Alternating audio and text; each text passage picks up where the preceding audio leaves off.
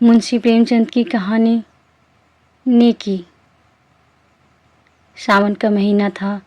रेवती रानी ने पाँव में मेहंदी रचाई, मांग चोटी सवारी और तब अपनी बूढ़ी सास से जाकर बोली, अम्मा जी, आज भी मेला देखने जाऊंगी। रेवती पंडित चिंतामणि की पत्नी थी। पंडित जी ने सरस्वती की पूजा में ज़्यादा लाभ न देखकर लक्ष्मी देवी की पूजा करनी शुरू की थी। लेन देन का कारोबार करते थे, मगर और महाजनों के विपरीत खास हालातों के सिवा 25% से ज़्यादा सूद लेना उचित न समझते थे। रेवती की सास बच्चे को गोद में लिए खटोले पर बैठी थी। बहू की बात सुनकर बोली, भीग जाओगी तो बच्चे को जुकाम हो जाएगा। रेवती, नहीं अम्मा, कुछ देर न लगेगी, अभी चली आऊँगी। रेवती के 2 बच्चे थे, एक लड़का, दूसरी लड़की। लड़की अभी गोद में थी और लड़का हीरामन 7वें साल में था। रेवती ने उसे अच्छे कपड़े पहनाए, नज़र लगने से बचाने के लिए माथे और गालों पर काजल के टीके लगा दिए।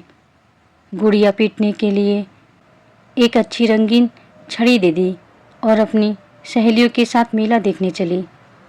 कीरत सागर के किनारे औरतों का बड़ा जमघट था।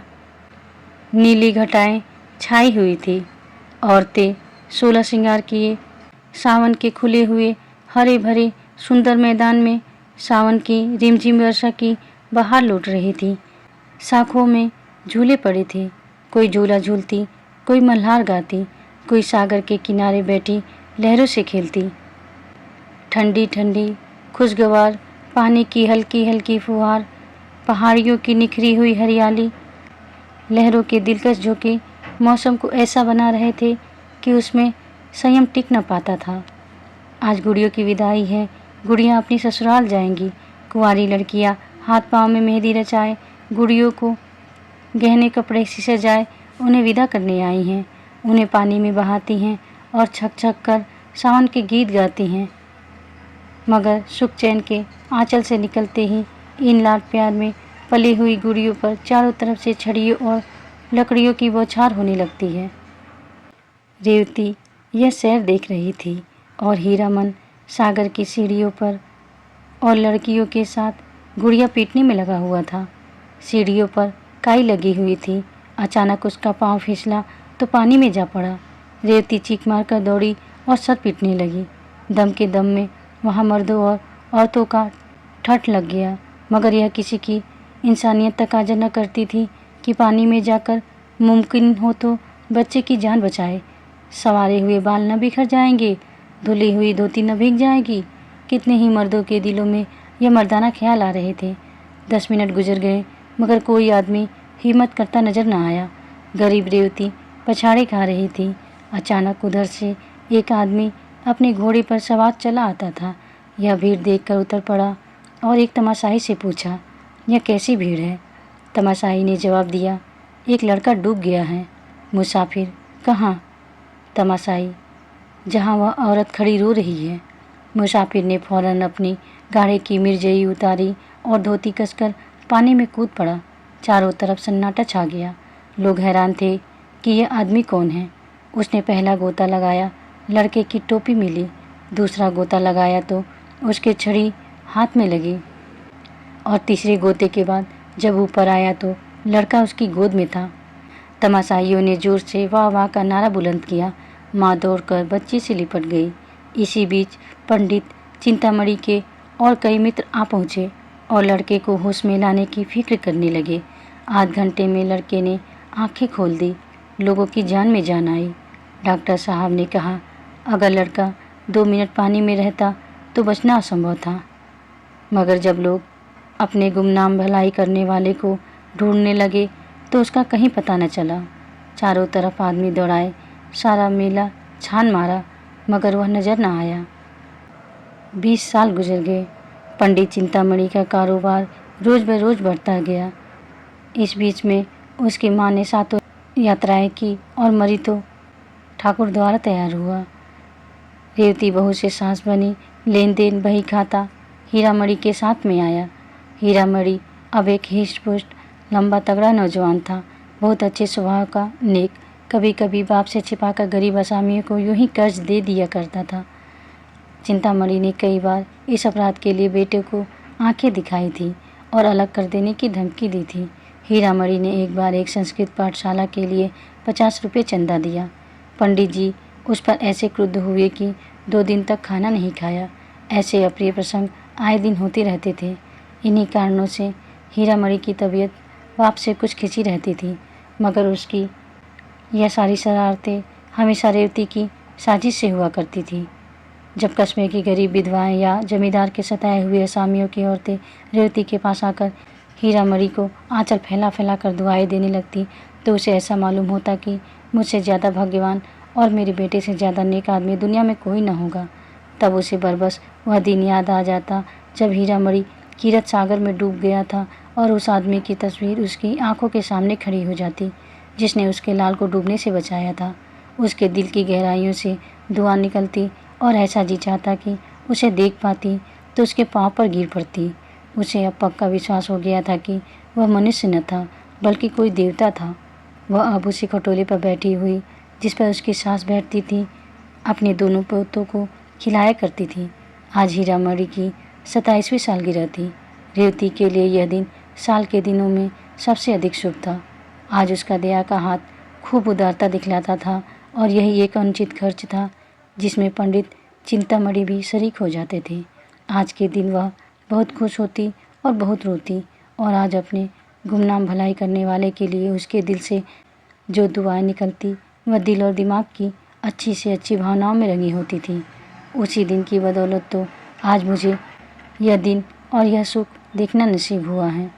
एक दिन हीरामणि ने आकर रेवती से कहा, अम्मा, श्रीपुर नीलाम पर चढ़ा हुआ है, कहो तो मैं भी दाम लगाऊं।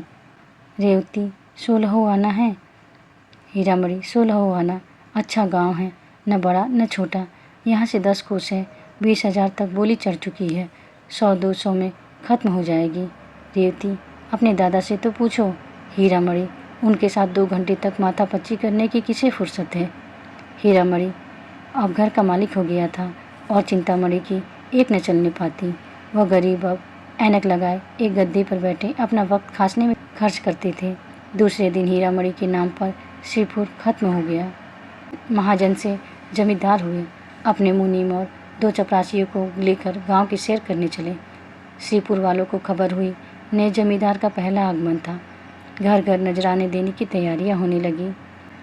5वें दिन शाम के वक्त हीरामणि गांव में दाखिल हुआ। दही और चावल का तिलक लगाया गया और 300 आसामी पहर रात तक हाथ बांधे हुए उनकी सेवा में खड़े रहे। सवेरे मुख्तार आम ने आसामियों का परिचय कराना शुरू किया। जो आसामी जमींदार के सामने आता वह अपनी बिसात के मुताबिक 1 या 2 रुपये उनके पाँव पर रख देता। दोपहर होते होते 500 रुपयों का ढेर लगा हुआ था। हीरामणि को पहली बार जमींदारी का मजा मिला। पहली बार धन और बल का नशा महसूस हुआ। सब नशों से ज़्यादा तेज, ज़्यादा घातक धन का नशा है। जब असामियों की फेरहिस्त खत्म हो गई तो मुख्तार से बोले, और कोई असामी तो बाकी नहीं है। मुख्तार, हाँ महाराज, अभी एक असामी और है, तखत सिंह। हीरामणि, वह क्यों नहीं आया। मुख्तार, जरा मस्त है। हीरामणि, मैं उसकी मस्ती उतार दूंगा, जरा कोई उसे बुला लाए। थोड़ी देर में एक बूढ़ा आदमी लाठी टेकता हुआ आया और दंडवत करके ज़मीन पर बैठ गया। न नज़र न नियाज। उसकी यह गुस्ताखी देखकर हीरामणि को बुखार चढ़ाया। कड़क कर बोले, अभी किसी जमींदार से पाला नहीं पड़ा है, एक एक की हेकड़ी भुला दूंगा। तखत सिंह ने हीरामणि की तरफ गौर से देखकर जवाब दिया, मेरे सामने 20 जमींदार आए और चले गए, मगर कभी किसी ने इस तरह घुड़की नहीं दी। यह कहकर उसने लाठी उठाई और अपने घर चला आया। बूढ़ी ठकुराइन ने पूछा, देखा जमींदार को कैसे आदमी हैं। तखत सिंह, अच्छे आदमी हैं, मैं उन्हें पहचान गया। ठकुराइन, क्या तुमसे पहले की मुलाकात है। तखत सिंह, मेरी उनकी 20 बरस की जान पहचान है। गुड़ियों के मेले वाली बात याद है ना। उस दिन से तखत सिंह फिर हीरामणि के पास न आया। 6 महीने बाद रेवती को भी श्रीपुर देखने का शौक़ हुआ। वह और उसकी बहू और बच्चे सब श्रीपुर आए। गांव की सब औरतें उससे मिलने आई, उनमें बूढ़ी ठकुराइन भी थी। उसकी बातचीत, सलीका और तमीज़ देखकर रेवती दंग रह गई। जब वह चलने लगी तो रेवती ने कहा, ठकुराइन, कभी कभी आया करना, तुमसे मिलकर तबीयत बहुत खुश हुई। इस तरह दोनों औरतों में धीरे धीरे मेल हो गया। यहाँ तो यह कैफियत थी और हीरामणि अपने मुख्तार आम के बहकावे में आकर तखत सिंह को बेदखल करने की तरकीबें सोच रहा था। जेठ की पूर्णमासी आई। हीरामणि की सालगिरह की तैयारियां होने लगी। रेवती चलनी में मैदा छान रही थी कि बूढ़ी ठकुराइन आई। रेवती ने मुस्कुराकर कहा, ठकुराइन, हमारे यहाँ कल तुम्हारा न्योता है। ठकुराइन, तुम्हारा न्योता सिर आंखों पर। कौन सी बरसगांठ है? रेवती, 29वीं। ठकुराइन, नारायण करे अभी ऐसे ऐसे 100 दिन तुम्हें और देखने नसीब हो। रेवती, ठकुराइन, तुम्हारी जबान मुबारक हो। बड़े बड़े जंतर मंतर किए हैं, तब तुम लोगों की दुआ से यह दिन देखना नसीब हुआ है। यह तो 7वें ही साल में थे कि इनकी जान के लाले पड़ गए थे। गुड़ियों का मेला देखने गई थी, यह पानी में गिर पड़े। एक महात्मा ने इनकी जान बचाई। इनकी जान उन्हीं की दी हुई है। बहुत तलाश करवाया, उनका पता न चला। हर बरसगांठ पर उनके नाम से 100 रुपये निकाल रखती हूँ। 2000 से कुछ ऊपर हो गए हैं। बच्चे की नीयत है कि उनके नाम से श्रीपुर में एक मंदिर बनवा दे। सच मानो ठकुराइन, एक बार उनके दर्शन हो जाते तो जीवन सफल हो जाता। जी की हवस निकाल लेते। रेवती जब खामोश हुई तो ठकुराइन की आंखों से आंसू जारी थे। दूसरे दिन एक तरफ हीरामणि की सालगिरह का उत्सव था और दूसरी तरफ तखत सिंह के खेत नीलाम हो रहे थे। ठकुराइन बोली, मैं रेवती रानी के पास जाकर दुहाई मचाती हूँ। तखत सिंह ने जवाब दिया, मेरे जीते जी नहीं। आषाढ़ का महीना आया। मेघराज ने अपनी प्राणदायी उदारता दिखाई। श्रीपुर के किसान अपने अपने खेत जोतने चले। तखत सिंह की लालसा भरी आंखें उनके साथ साथ जाती, यहाँ तक कि जमीन उन्हें अपने दामन में छिपा लेती। तखत सिंह के पास एक गाय थी। वह अब दिन के दिन उसे चराया करती। उसकी ज़िंदगी का अब यही एक सहारा था। उसके उपले और दूध बेचकर गुजर बसर करता। कभी कभी फाके करने पड़ जाते। यह सब मुसीबतें उसने झेली, मगर अपनी कंगाली का रोना रोने के लिए एक दिन भी हीरामणि के पास न गया। हीरामणि ने उसे नीचा दिखाना चाहा था, मगर खुद उसे ही नीचा देखना पड़ा। जीतने पर भी उसे हार हुई। पुराने लोहे को अपने नीच हट की याद से न झुका सका। एक दिन रेवती ने कहा, बेटा, तुमने गरीब को सताया, अच्छा न किया। हीरामणि ने तेज होकर जवाब दिया, वह गरीब नहीं है, उसका घमंड मैं तोड़ दूंगा। दौलत के नशे में मतवाला जमींदार वह चीज़ तोड़ने की फिक्र में था जो कहीं थी ही नहीं। जैसे नासमझ बच्चा अपनी परछाई से लड़ने लगता है।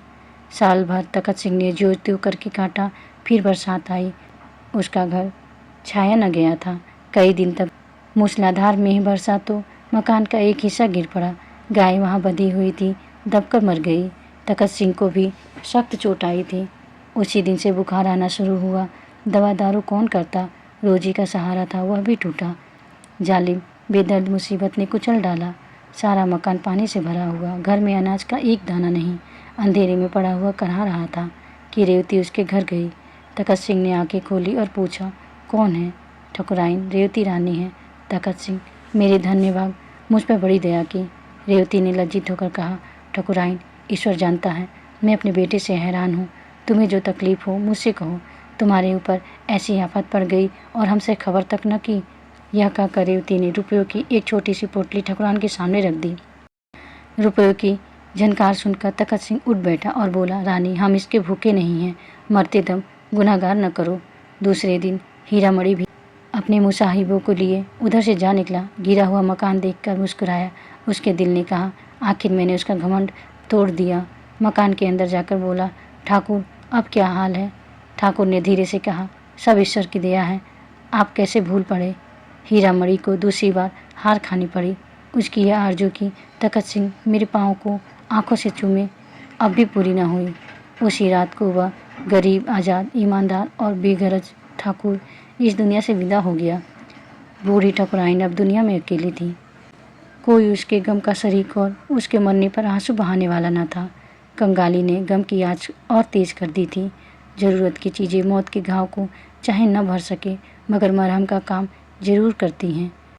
रोटी की चिंता बुरी बला है। ठकुराइन अब खेत और चरागाह से गोबर चुन लाती और उपले बनाकर बेचती। उसे लाठी टेकते हुए खेतों को जाते और गोबर का टोकरा सिर पर रखकर बोझ में हाँफते हुए आते देखना बहुत ही दर्दनाक था। यहाँ तक कि हीरामणि को भी उस पर तरस आ गया। एक दिन उन्होंने आटा, दाल, चावल थालियों में रखकर उसके पास भेजा।